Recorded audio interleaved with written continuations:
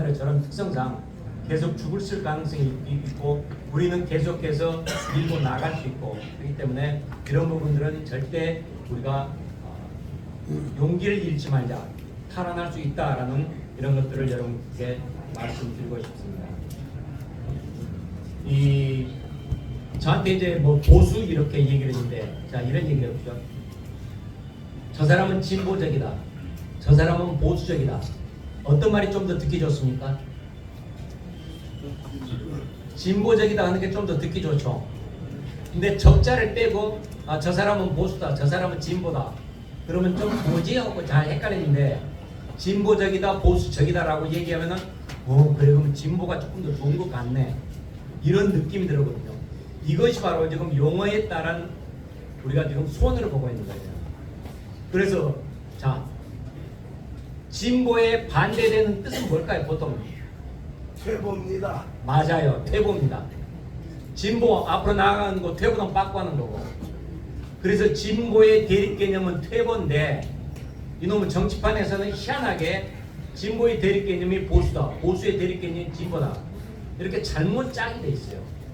이게 일본에서 이렇게 지금 영어를 번역하면서 들어올 때 잘못되어 가지고 우리가 참 이렇게 됐고, 그것 때문에 이 보수가 지금 예를 좀 먹고 있는데, 그렇다고 치고, 자, 보수의 기본 가치는 그냥 우리 느낌으로 얘기해 봅시다. 보수는 급격한 변화를 원치 않는다는 거죠. 무엇보다도 안정이 되려면은 세상이 안전도 해야 되는 거고, 이런 것들인데 대해서 진보적이라고 칩시다. 우선은 그쪽 사람들은 급격하게 자기 목적을 이루기 위해서 사정없이 무엇이든 수단 방법을 가리지 않는 것, 이렇게 정할 수가 있는데, 바로 그런 점들이 큰 차이가 나고, 자유와 평등 가운데 여러분들은 어느 게 더 중요하다고 보십니까? 자유가 중요한 것이죠. 바로 이 자유와 평등 이런 개념이라고 할 수가 있고, 성장에 대해서도 마찬가지입니다.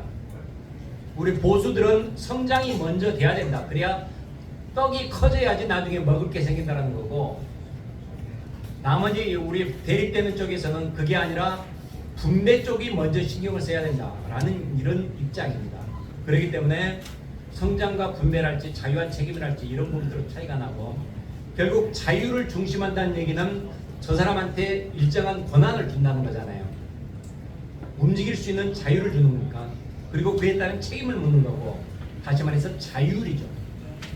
자율에 대해서 대립되는 개념들은, 이른바 진보를 말하는 사람들은 자유가 아니보다도 일종의 뭐라고 해야 되나, 자기들이 원하는 바대로 풀어나가는 개입을 좀 더 중요시합니다. 그러다 보니까 정부 크기도, 보수주의자 쪽들은 정부에서 알아서들 잘한다, 기업들이.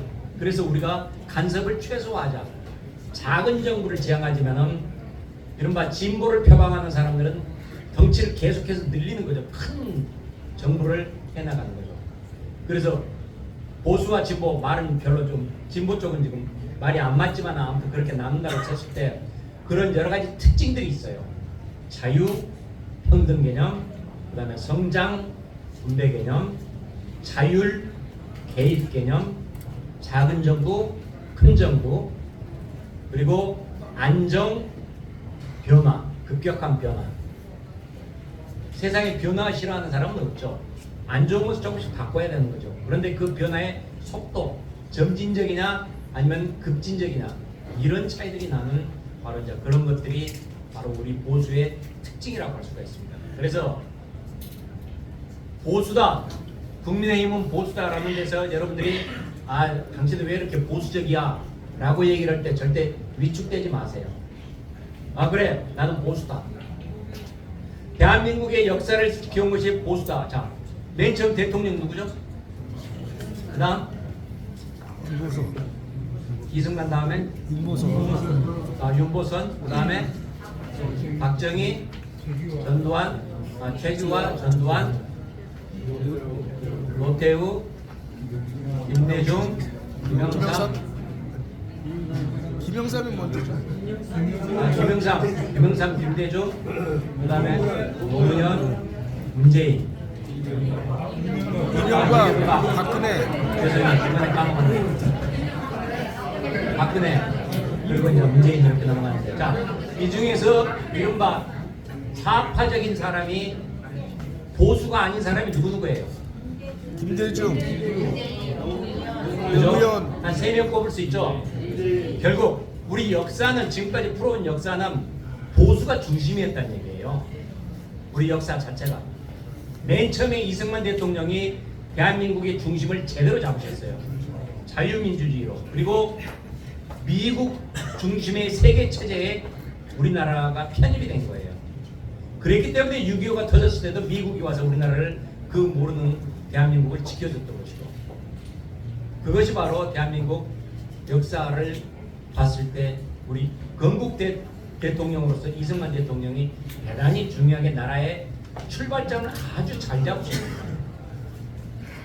해방이라는 것은, 그리고 이승만 대통령이 이때 어떤 상황이냐면 이시 조선이었죠. 왕조 국가에서 대한민국이라는 공화국으로 한순간에 바꿔진 거예요. 사람들은 왕조의 신민이었어요. 신하, 신민이었지만은 여기는 국민으로 한순간에 바꿔진 거예요. 그런 만큼 대한민국은 이승만 대통령이 1948년에 대한민국을 세운 것은 대단히 중요한 역사적인 큰 일입니다. 바로 그런 기초가 있었기에 우리가 지금 이렇게 살 수 있고 자유민주주의를 발전시켜가지고 우리가 이렇게 지금 지내올 수가 있는 것이죠. 자, 옛날에 여기 중랑에 배밭이 많이 유명했죠. 저도 학교 다닐 때니까 그러니까 한 30년 전쯤 되네요. 아니야. 20년, 40년, 40년이 됐네. 한 45년 전쯤에 저도 여기 서울여대도 있고 가끔씩 왔었거든요. 근데 이쪽에 왔을 때 그 드문드문 배밭이 그때도 보였었는데 이렇게 지금 상점백회가 됐잖아요. 그 짧은 40년은 그랬는데 우리나라가 해방 이후에 1인당 GDP가 66달러였어요. 53년도에.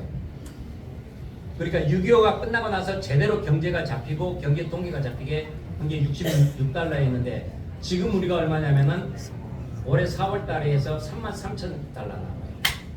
500배 이상이 커진 거예요.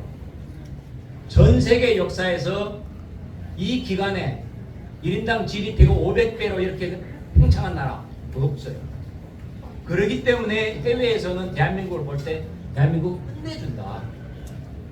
가서 배우자 라고 해서 오는 것이고, 그래서 한국의 새마을운동을 배우자, 한국이 왜 저렇게 잘 나갔었느냐 라는 것들을 배우자는 거예요. 그래서 우리 역사에 대해서 자부심을 가지십시오. 중간중간에 흔들림이 있고, 저도 학교 다닐 때 데모했고 약간의 굴곡은 좀 있지만 세상의 역사는 그렇게 흔들리면서 진보하는 것입니다. 그래서 그런 만큼 우리 대한민국의 역사에 대해서 절대적으로 자부심을 가지면서 여러분들이 이 중랑을 잘 지켜주시기 바랍니다. 그래가지고 내년 4월 선거에는 어떻게 하시는지 아시겠죠? 네. 내년 4월에는 반드시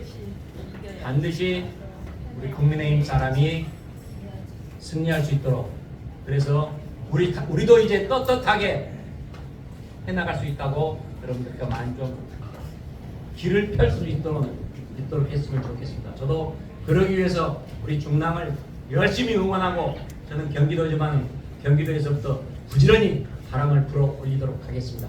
우리 여러분들 힘내십시오. 감사합니다.